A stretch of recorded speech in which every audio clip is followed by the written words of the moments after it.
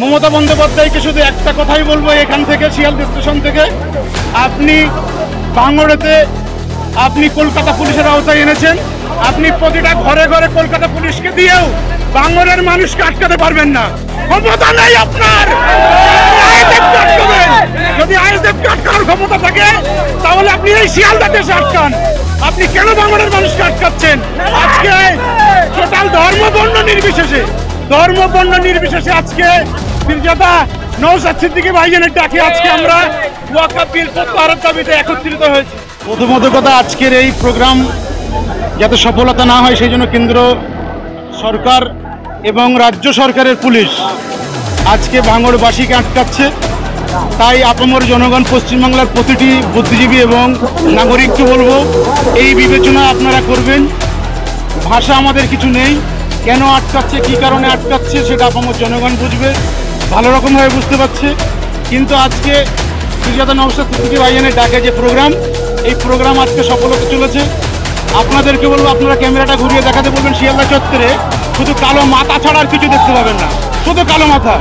পীরজাদা আব্বাস সিদ্দিকী ভাইজানের ডাকে আমরা যেটা ভেবেছিলাম যে জমায়েতটা হবে তার থেকে দ্বিগুণ জমায়েত পেয়েছি।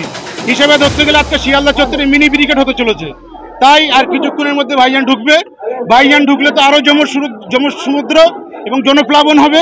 সেই অপেক্ষায় আমরা, ষড়যন্ত্র কিনা সেটা বলতে পারবো না, কিন্তু আমরা আইনকে মান্যতা দিই সংবিধানের উপরে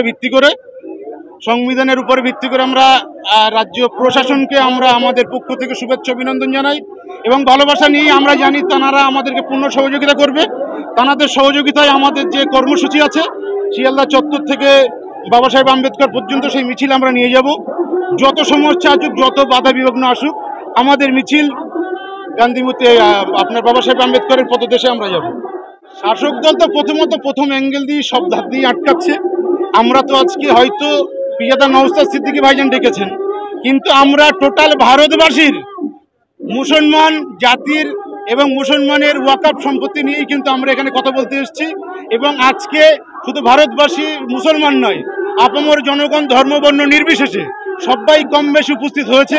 আজকে মুসলমানের ওয়াকফ গেছে বলে কেন্দ্র সরকার কালকে হিন্দুদের দেবত্ব নেবে না, পরশুদিন জলজঙ্গল নেবে না, তার কোনো গ্যারান্টি নেই। তাই আমরা ধর্মবর্ণ নির্বিশেষে, রং কালার ভেদ মিশে আমরা একত্রিত হয়ে আমরা এই কেন্দ্রের কালাকানুনের বিরুদ্ধে আজকে পথে নেমেছি। আমাদের এই আন্দোলন পীরজাদা আব্বাস সিদ্দিকী ভাইজানের নির্দেশে আজকে কলকাতা থেকে শুরু হলো। এই আন্দোলন আমরা বৃহৎ থেকে বৃহৎ আকার ধারণ নেবে এবং আমরা দিল্লি পর্যন্ত যাওয়ার জন্য প্রস্তুতি নিয়েছি। বলতে গেলে তো অনেক কথা, শুধু এটাই বলবো, ব্যর্থতা আমরা, কারণ আমাদের ভোটে নির্বাচিত হয়েছে সংসদ, আমাদের কথাটা সংসদে তুলে ধরানোর জন্য।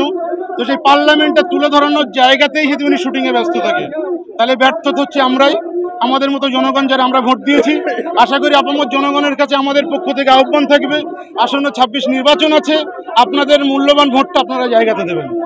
সেটা টোটাল ভারতবর্ষের নাগরিক বুঝবে, দেখছে সোশ্যাল মিডিয়ায় আপনাদের দ্বারাই। আপনাদেরকে আমাদের পক্ষ থেকে শুভেচ্ছা অভিনন্দন, কারণ আপনারা সত্যটাকে তুলে ধরছেন এবং মানুষের চোখে দেখিয়ে দিচ্ছেন। তাই আজকে ধর্মবর্ণ নির্বিশেষে আমরা একটা কথাই বলবো, আজকে আমরা পীরজাদা নওশাদ সিদ্দিকী ভাইজানের ডাকে এসেছি এবং আমাদের কর্মসূচি আজকে বাবা সাহেব আম্বেদকরের জন্মদিন, সেই জন্য আমরা সেই পদদেশে গিয়ে আজকে আমাদের এই মিছিল সমাপ্ত হবে। কত আটকাবে তৃণমূল, যত আটকাবে আইএসএফ তত বাড়বে, কিন্তু এখানে পীরজাদা আব্বাস সিদ্দিকী ভাইজানের ডাকে আপনি দেখতে পাচ্ছেন এখানে ঘোরান টোটাল ভারতীয় পতাকা ছাড়া আপনি কোনো পতাকা এখানে দেখতে পাবেন না। কারণ ভাইজানের নির্দেশ আছে যে আমরা দলমত নির্বিশেষে, ধর্মবর্ণ নির্বিশেষে, আমরা দলিত, আদিবাসী, হিন্দু, মুসলমান সবাই একত্রিত হয়েছি। কেন্দ্রের কালাকানুনকে আমরা মানছি না, এই প্রতিবাদে আমাদের কর্মসূচি। শিয়ালদা স্টেশন চত্বর থেকে সাজানোর মানুষের উদ্দেশ্যে এটাই বলবো, আপনারা সুন্দরভাবে আইন শৃঙ্খলাকে মান্যতা দিয়ে আপনারা আজকে এই প্রতিবাদ মিছিল সংগঠিত করেছেন, এটাকে বাবা সাহেব আম্বেদকরের পদতলে নিয়ে যাবেন এবং শান্তি শৃঙ্খলাভাবে কোনো প্রবচনায় পা দেবেন না, শান্তিপ্রিয়ভাবে আপনারা বাড়ি যাবেন। কোনো রকম কোনো সমস্যা যদি হয়ে থাকে, পীরজাদা নওশাদ সিদ্দিকী ভাইজান আছেন এবং নেতৃত্ব আছেন, সবাইকে জানাবেন, নিশ্চিত তার জন্য আইনি ব্যবস্থা নেবেন। কারণ আমরা আইনের উপরে বিশ্বাসী, আইনের ঊর্ধ্বে কেউ নেই।